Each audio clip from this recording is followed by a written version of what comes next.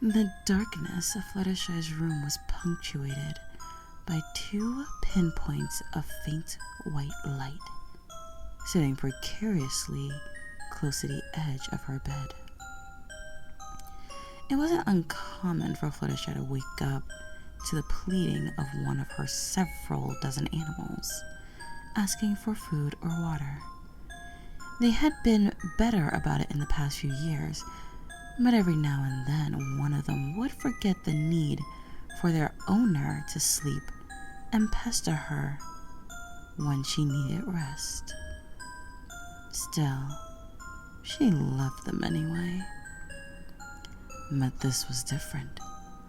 Fluttershy's eyes were having trouble adjusting to the darkness of the room. The night light she usually had on was, for some reason, completely absent. She could not see which animal was asking for her help. She moved to speak, but something stopped her. In the back of her mind, a flash of instinct told her the only 2 words she needed to know. 2 words which spoke to her very being, and no doubt kept her living longer than she would have if she hadn't listened. Don't move. Fluttershy's fatigue began to leave her as her adrenaline started to kick in. Something was wrong, and it was staring at her only 3 feet away off the edge of her bed. The outline was hard to discern.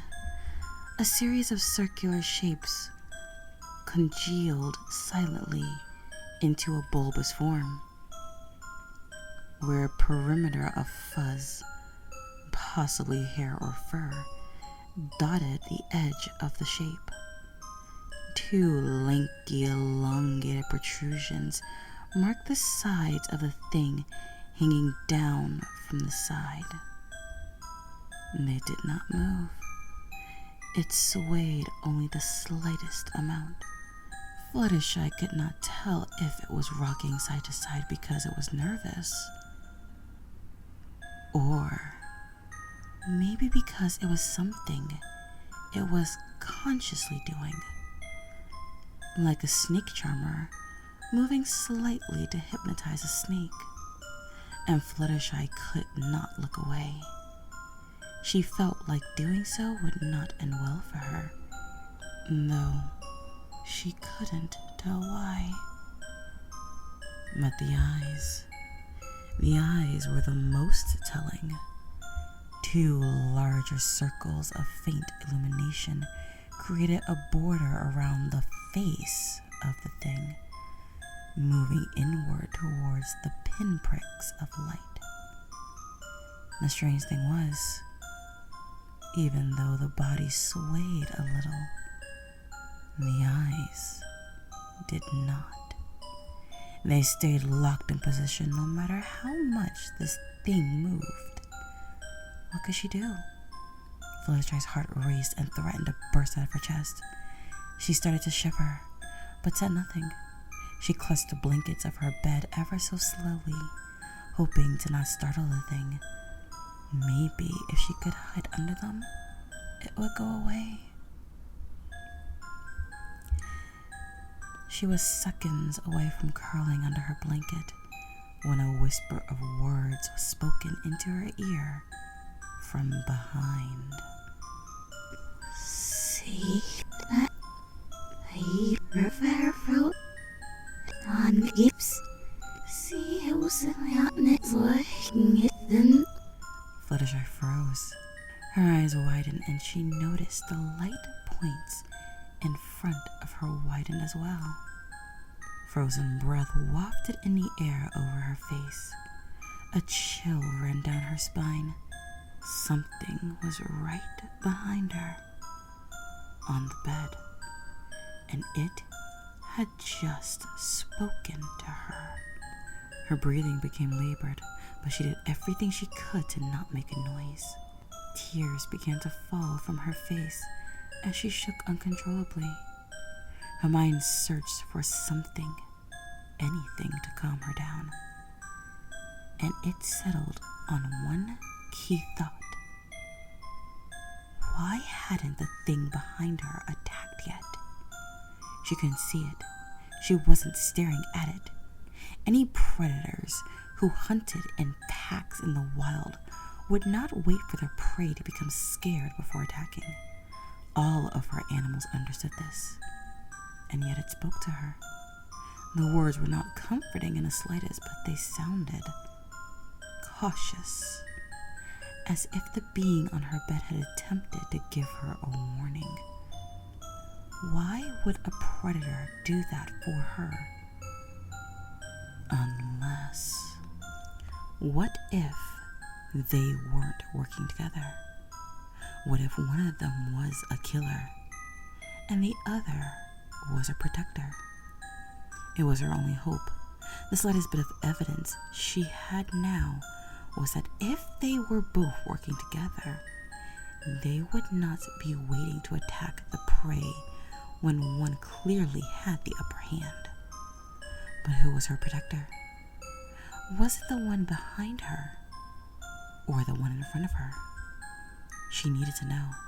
There had to be a way to know if her hunch was right, and she had seen enough animals to know that it had to be right. Then she had a 50% chance of picking the right thing. What other options did she have? The night was in deep darkness, and no doubt hours before dawn. She could not outlast these things, not before one attacked. She could stand to get more information. She didn't know what the thing behind her looked like. But even if she did, how would that help? Maybe she couldn't look. Maybe too much movement would set one of them off. The one behind her, best bet. If it didn't want her dead, why would it have said anything? She had no idea. She hoped it would work. Carefully and slowly, she lifted her arm and hoof, resting on her body with her hoof slightly upraised, slightly behind her. Any creature with limbs might see this as an attempt to reach for them. She waited and felt her heart aching to make her put the arm down. To do anything but that. She had no other option. She needed to do something. There was an exhale of chilled air over her. She moaned in slight fear. Her body tensed the moment she felt contact on her upraised hoof. Something cold and rough wrapped itself around the edge of her arm. It was constricting and unrelenting. She dared not look. The thing in front of her started to sway faster. Now the pinpoints of light were moving a little. Had she made a mistake? Was this one watching out for her the whole time? What if she was wrong about both of them? What if neither was for her and they were simply chatting before dinner? A creaking sound began to build behind her, something deep and unnatural. It moved closer and closer to her ear. Something above her was staring, and it had the same 2 pinpoints of light in the eyes as the other. She had to think fast. This did not seem like a friendly approach, and she didn't want to risk it. Wait, how light was the thing? She felt its grip on her hoof, but it was not overpowering. How big was it? The one in front of her was scarcely more than a few feet high. She barely moved her hoof and felt the grip tighten. It was not letting go. Her breathing intensified, and she felt a twitch in her wings. Of course, her wings. She knew what to do now. Without thinking, her instincts kicked in. Her wings flared up behind her. The thing behind her became startled and released its grip. Fluttershy had her hoofs on her pillow the whole time and swung it out from under her head. She aimed at the pinpoints of light in front of her. It screeched an unearthly scream. She leapt out of bed, engaged her wings, and sailed for the front door in flight. That's when she saw the open window and knew how they got in. She diverted course and sailed for that instead. As she sailed out into the night, she turned and looked down at the window she had escaped from. 4 pinpoints of light stared up at her, waiting.